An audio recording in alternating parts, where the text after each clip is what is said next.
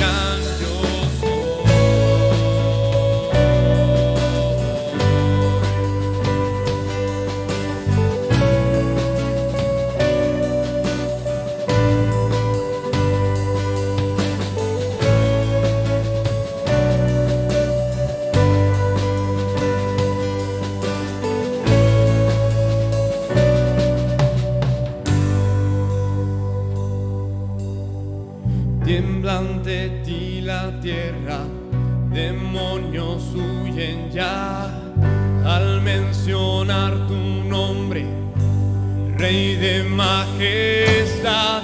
No hay poder infernal que pueda resistir ante el poder y la presencia del gran yo soy, gran yo soy, gran yo soy,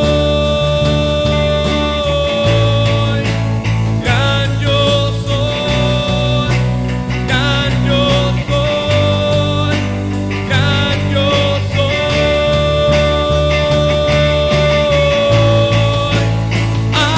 Aleluya, Santo, Santo, Dios poderoso, el gran yo soy, al que es digno, incomparable, poderoso, el gran yo soy.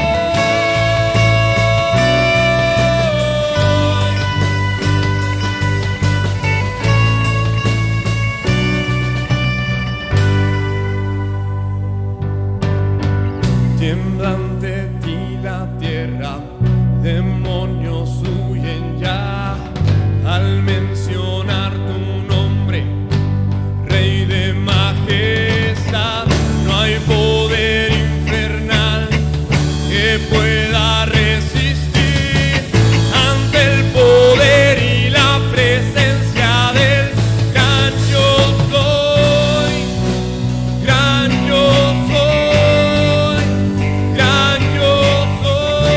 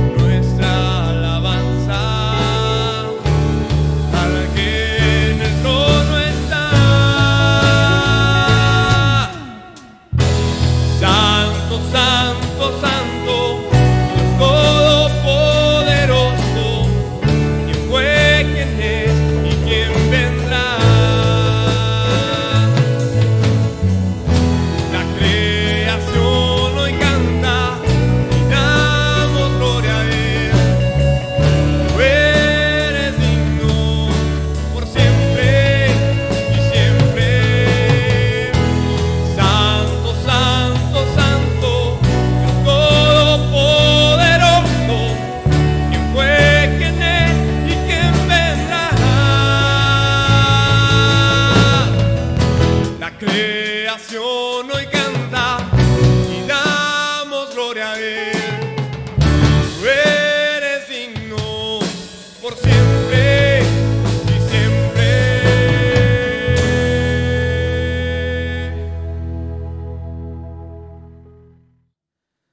Pues bien, ya es tiempo de ir a la palabra de Dios para ver qué es lo que nos quiere hablar el día de hoy. Esta mañana seguimos con la serie Camino a la Sabiduría. El tema del día de hoy sería concentración total. Yo no sé si usted ya se ha fijado que estamos batallando últimamente para lograr esa concentración total en diferentes áreas de nuestra vida. Ya sean nuestros hijos, nosotros mismos, en trabajo, en la escuela, en diferentes áreas, estamos batallando para poder encontrar esa concentración total. Y esta mañana yo le quisiera preguntar a usted, ¿cómo andamos con esa concentración total para Dios o para Jesús? Es una pregunta interesante. Y siendo honestos y sinceros, la mayoría de nosotros estamos batallando en este aspecto. Si le ha pasado, nada más a mí me pasa. El objetivo principal de Satanás es precisamente eso, que usted y yo no logremos esa concentración total en las cosas de Dios. Pero para que me entienda un poquito más, lo voy a invitar a que vayamos a la palabra de Dios. Aún no empezamos con el tema, aún no empezamos ni con la introducción, pero necesito que esto quede claro en su mente, en mi mente. ¿Para qué? Para estar siempre en guardia.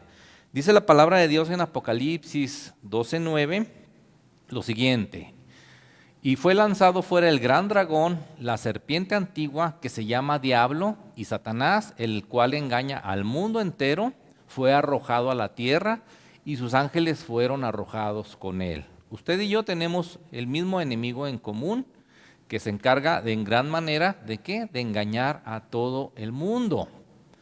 Y este personaje, Satanás, fue arrojado a este plano, a esta tierra, pero él no viene solo. Él no puede estar en todos lados como Dios, pero él se trajo algunos ángeles que dice la Escritura que fueron arrojados con él. ¿Esos ángeles en qué se convirtieron?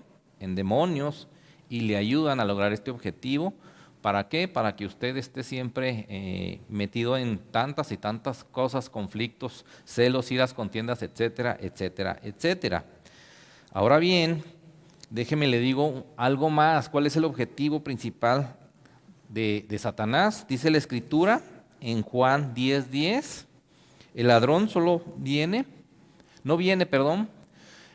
sino para hurtar y matar y destruir. Él quiere robarle a usted su concentración total para con Dios. Él quiere matar y destruir esa relación que usted tiene con Dios, quiere que usted dude de Dios, quiere que usted se enoje con Dios, quiere que no entienda tantas y tantas cosas. Sin embargo, la Escritura dice que el Señor ha venido para que tengamos vida y la tengamos en abundancia.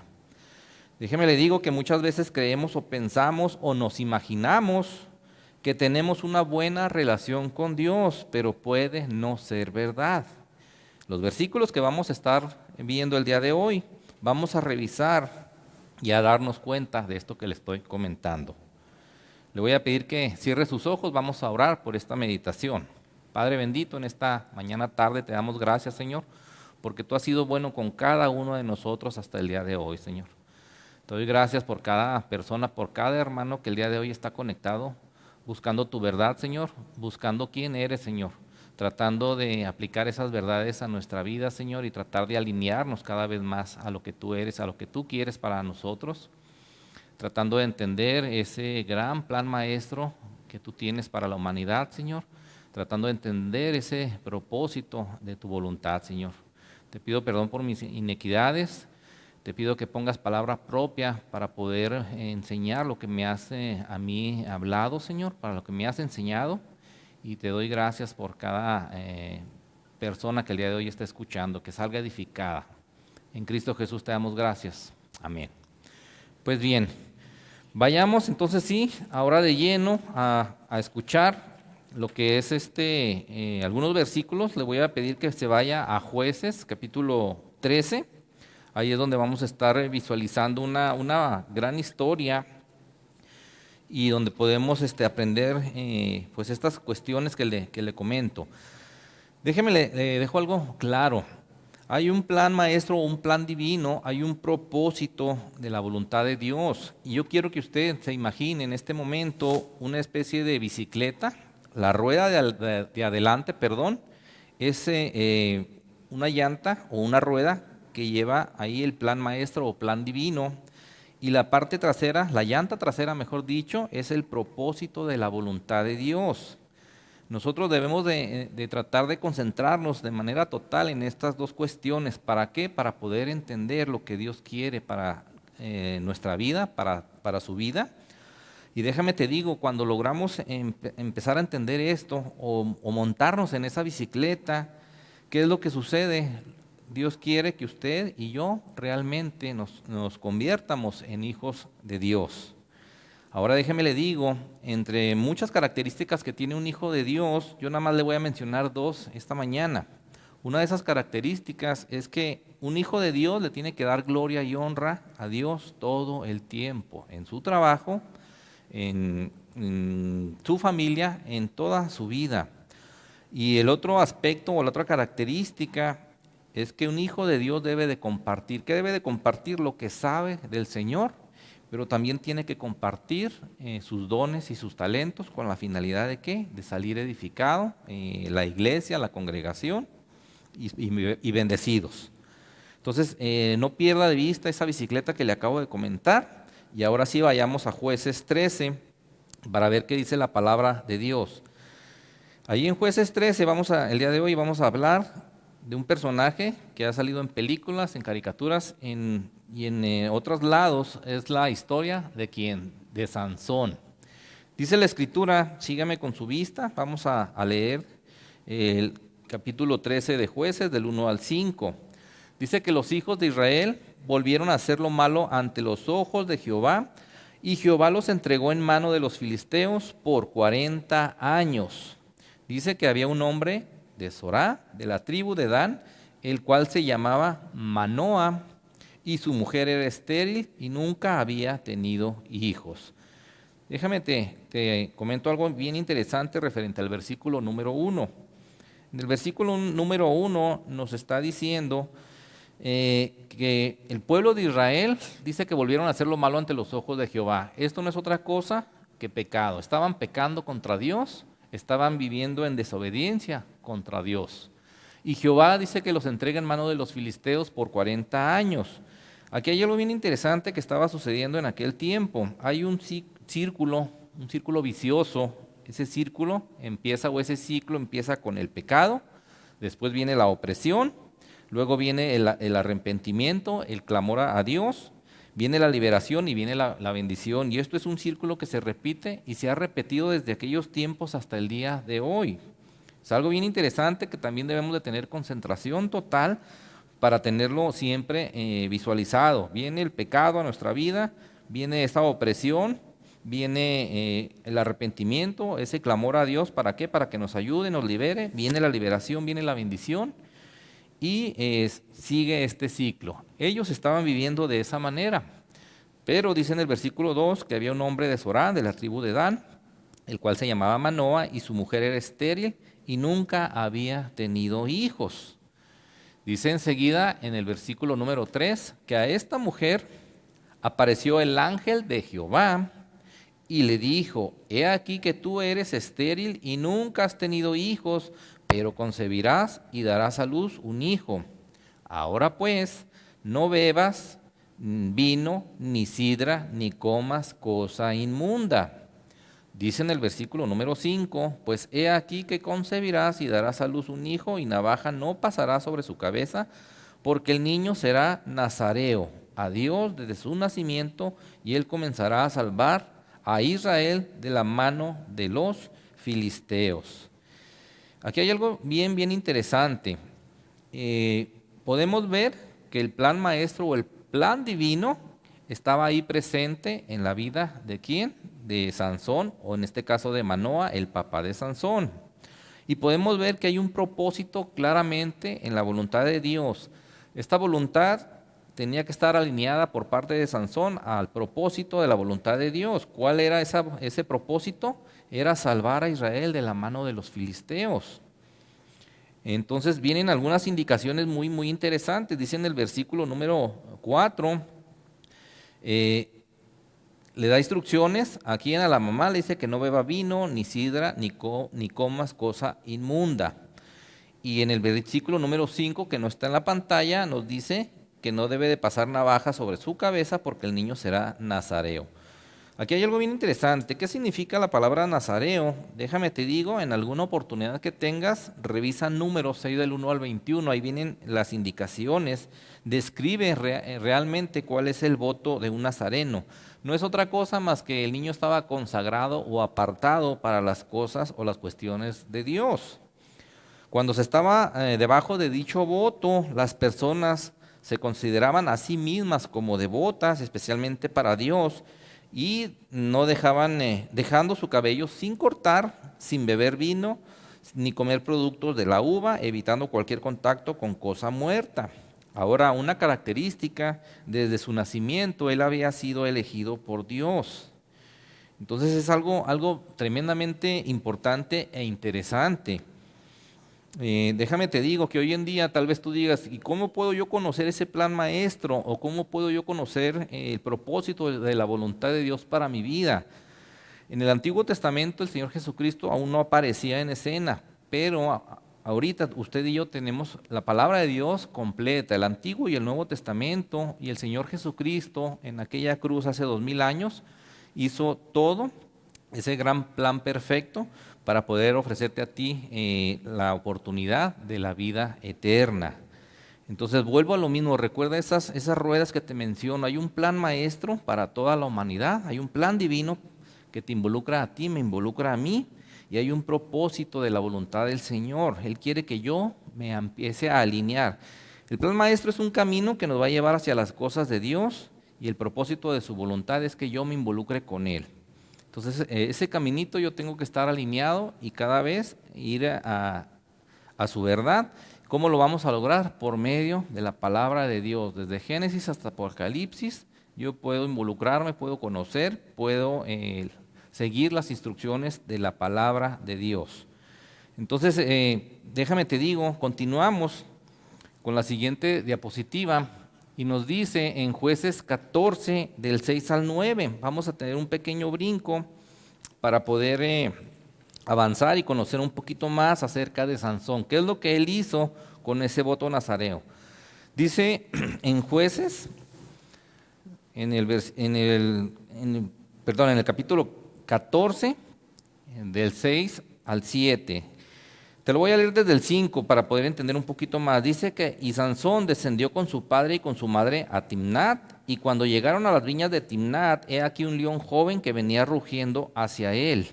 Dice en el 6, ahí lo tienes en la pantalla, que el espíritu de Jehová vino sobre Sansón, quien despedazó al león como quien despedaza a un cabrito, sin tener nada en su mano, y no declaró ni a su padre ni a su madre lo que había hecho. ¿Qué andaba haciendo Sansón con sus padres por aquellos rumbos? Déjame te digo que andaba por ahí quedando bien con una chica. Y andaba con sus papás y por ahí él con ese don o con ese poder sobrenatural que Dios lo había facultado, despedaza a un león y no les declara nada a su papá y a su mamá. Dice en el 7 que después descendió pues y habló con la mujer y ella agradó a Sansón. Dice en el versículo número 8 que volviendo después de algunos días para tomarla, se apartó del camino para ver el cuerpo muerto de león, y he aquí que en el cuerpo de león había un enjambre de abejas y un panal de miel. Dice en el 9, y tomándolo en sus manos, se fue comiéndolo por el camino, y cuando alcanzó a su padre y a su madre, les dio también a ellos que comiesen, mas no les descubrió que había tomado aquella miel del cuerpo de león. Aquí hay algo bien interesante. Él despedaza a un león con sus propias manos. ¿Por qué? Porque el Espíritu de Jehová viene sobre él, le ayuda, no declara nada a su padre y a su madre. Descienden y hablan con aquella mujer con la que estaba quedando bien. Hay este agrado.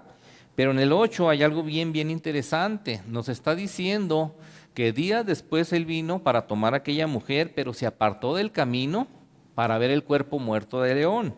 Ese cuerpo, después de varios días de estar a la intemperie, posiblemente ya había entrado en putrefacción y además era un animal que estaba muerto. Y hay algo bien interesante, había un enjambre de abejas y un panal de miel. Dice en el 9 que él fue, lo agarró con sus manos, se fue comiéndolo por el camino, alcanza a su papá, a su mamá y les da para que comiesen a ellos de aquella miel que había agarrado de aquel león que estaba muerto. Cuando Sansón junta esa miel del cuerpo muerto del león, expresamente está violando aquel voto nazareo, la cual estipulaba que jamás debería tocar un cuerpo o carcasa. Él deliberadamente estaba desobedeciendo o estaba pecando, estaba cometiendo una infracción en contra de las instrucciones que le habían sido dadas. Ya lo habíamos leído en Jueces 13, que inclusive a la mamá en el versículo 4 le dicen, no bebas vino, ni sidra, ni comas cosa inmunda. Déjame te digo algo bien interesante. Sansón es un estudio de contrastes. Tenía una gran fuerza, pero a la vez tenía una gran debilidad. Entonces, él prácticamente estaba haciendo o tomando decisiones a su manera, a su conveniencia, estaba haciendo lo que le daba su regalada gana. Entonces debemos de tener cuidado, hermano. ¿Por qué? Porque muchas veces usted y yo podemos tener fortalezas humanas, tal vez en nuestro trabajo, tal vez en algún deporte, tal vez en la escuela. Pero ¿cómo andamos con esa relación personal con Dios? Dice enseguida, fíjate nada más hasta dónde llega Sansón. Vamos al versículo vamos al capítulo 16. Versículo número 1, dice que fue Sansón a Gaza y ahí vio a una mujer ramera y se llegó a ella. Sansón tiene una vida como una bola de nieve que va en una cuesta.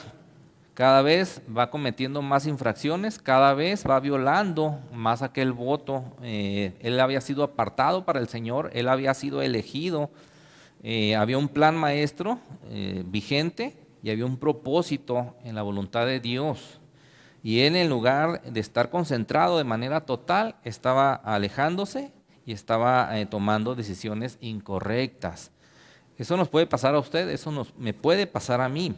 Sansón obviamente estaba en pecado, es un claro ejemplo de cómo un hombre usado por Dios también puede pecar y pecar descaradamente. Mantuvo las apariencias externas del celo de su voto nazareo, mientras que al mismo tiempo pecaba descaradamente con una prostituta. ¿Qué es lo que estaba pasando? ¿Qué es lo que le estaba faltando? Concentración total en las cosas de Dios. Él estaba eligiendo lo que a él le agradaba, lo que a él le gustaba, lo que a él le llamaba la atención. Sansón, déjame te digo, hizo lo que casi todo mundo hacemos cuando somos engañados por el pecado. Él puso su vida en categorías y calculó que ciertas categorías son importantes para Dios y otras categorías no le importan a Dios, según nuestra mente humana, según nuestra lógica. Si le ha pasado, nada más a mí me pasa. Cuando entendemos ese plan maestro de Dios, cuando entendemos el propósito de la voluntad de Dios para nuestras vidas, debemos entender que Jesús ha reclamado nuestra vida entera. Esto implica un cambio radical. ¿De qué? De pensamiento, y no nada más de pensamiento, de todas las áreas de nuestra vida. Dios, a pesar de todo esto, le da a Sansón esa fuerza sobrenatural. ¿Por qué? Porque el propósito de Dios era más grande que Sansón mismo. A pesar de lo que era, a pesar de lo que estaba haciendo, Dios siguió usándolo. Entonces es algo complicado, algo tremendo. Continuamos con la diapositiva. Nos dice ahí en Jueces 16, 4 al 10. Después de esto aconteció que se enamoró de una mujer en el valle de Sorek, la cual se llamaba Dalila. Yo creo que a través de la historia hemos escuchado o hemos visto películas porque es la ilustración más clara y precisa de un error que cometió Sansón. Dice en el 5 que y vinieron los príncipes de los filisteos y le dijeron, engáñale e infórmate en qué consiste su gran fuerza. ¿Y cómo lo podríamos vencer? Para que lo atemos y lo dominemos, y cada uno de nosotros te dará 1100 ciclos de plata. ¿Qué estaba sucediendo? Que Sansón tenía un corazón muy grande, le cabían tal vez muchas. Era muy enamoradizo Sansón. Y también Dalila estaba enamorada, pero Dalila estaba enamorada ¿de qué? Del dinero. Entonces ahí empieza a haber un juego en donde Dalila, dice en el versículo número 6, le dice a Sansón: yo te ruego que me declares en qué consiste tu gran fuerza y cómo podrás ser atado para ser dominado. Y le respondió Sansón: si me ataren con 7 mimbres verdes que aún no estén enjutos, entonces me debilitaré y seré como cualquiera de los hombres. Y los príncipes de los filisteos le trajeron 7 mimbres verdes que aún no estaban enjutos, y ella le ató con ellos. Entonces Sansón estaba empezando a jugar con fuego prácticamente. ¿Por qué? Porque empieza él en su fuerza sobrenatural. Él pensaba o creía o se imaginaba que podía controlar todo aquello. Dice en el versículo número 9 que ella tenía hombres en acecho en el aposento. Entonces ella le dijo: Sansón, los filisteos contra ti. Y él rompió aquellos mimbres como se rompe una cuerda de estopa cuando toca el fuego, y no se supo el secreto de su fuerza. Entonces Dalila dijo a Sansón: he aquí tú me has engañado y me has dicho mentiras. Descúbreme pues ahora, te ruego, cómo podrás ser atado. Híjole, qué tremendo. ¿Qué es lo que estaba pasando por la mente de Sansón? Vayamos a la palabra de Dios, en Primera de Juan 2:16, a ver qué es lo que estaba sucediendo. Dice la palabra de Dios: porque todo lo que hay en el mundo, los deseos de la carne, los deseos de los ojos y la vanagloria de la vida, no proviene del Padre, sino ¿de quién? Del mundo. Entonces Sansón, a pesar de que tenía un llamado, un propósito, era parte de un plan divino, un plan maestro, él no tenía esa concentración total en las cosas de Dios. Él estaba prefiriendo las cuestiones del mundo, andaba de manera mundana, como se puede decir. Sansón empieza a jugar con fuego, sabe que Dios le ha dado una fuerza sobrenatural y él cree, él piensa, él se imagina que puede controlar todo. Y déjame te digo que hoy en día muchas veces hacemos lo mismo. Vemos que Dios está con nosotros la mayor parte del tiempo, vemos que hay gracia, que hay misericordia, que hay un amor incondicional, y en lugar de alejarnos de nuestro pecado, nos arriesgamos ¿a qué? A jugar con Él. Entonces todo esto debemos de tenerlo en nuestra mente, concentración total en las cosas de Dios. Dice la siguiente diapositiva, vamos todavía ahí en Jueces 16, y ahora vamos al 17. Y fíjate qué interesante, te lo voy a leer desde el 15. Y ella le dijo: ¿cómo dices yo te amo cuando tu corazón no está conmigo? Ya me has engañado 3 veces y no me has descubierto aún en qué consiste tu gran fuerza. Dice en el 16, y aconteció que presionándole ella cada día con sus palabras e importunándole, su alma fue reducida a mortal angustia. Ahora sí, vamos a la diapositiva, dice en el 17, le descubrió pues todo su corazón y le dijo: nunca a mi cabeza llegó navaja, porque soy nazareo de Dios desde el vientre de mi madre. Si fuere rapado, mi fuerza se apartará de mí y me debilitaré y seré como todos los hombres. Dice en el 18, viendo Dalila que él le había descubierto todo su corazón, envió a llamar a los principales de los filisteos, diciendo: venid esta vez, porque él me ha descubierto todo su corazón. Y los principales de los filisteos vinieron a ella trayendo en su mano el dinero. Híjole, qué tremendo lo que estamos viendo aquí. Sansón no sabía que las cosas iban a ser diferentes. Fíjate lo que dice en el versículo número 20.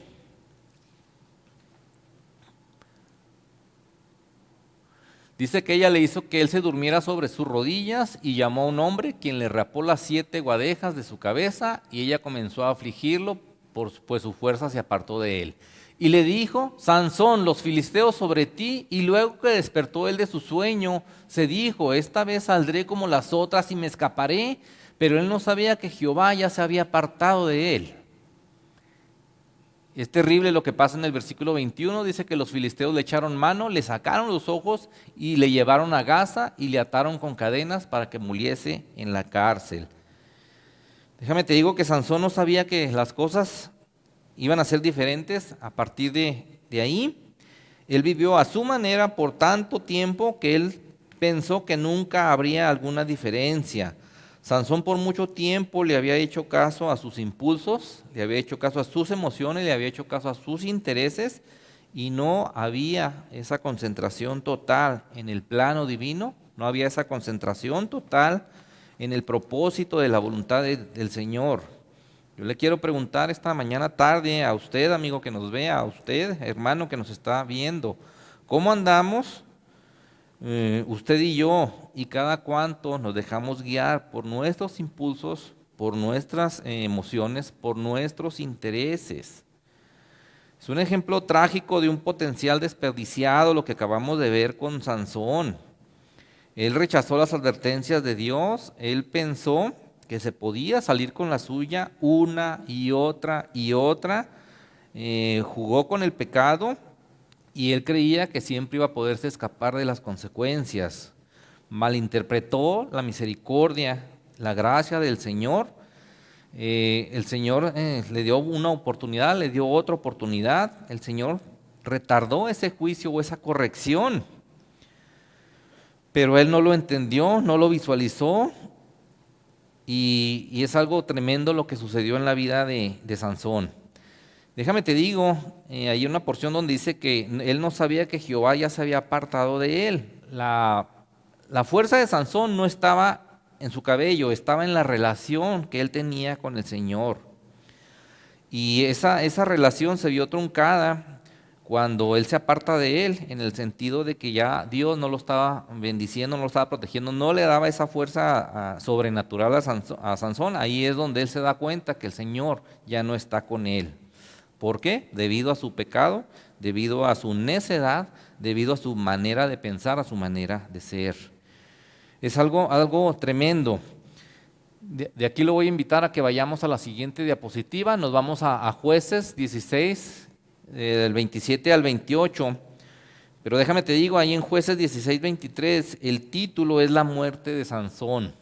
Es algo tremendo. Ya vimos cómo Sansón fue capturado, fue humillado, le sacan los ojos y se lo llevan a trabajar, a trabajos forzados, vaya. Y fíjate lo que dice ahí en Jueces 16, 27 al 29.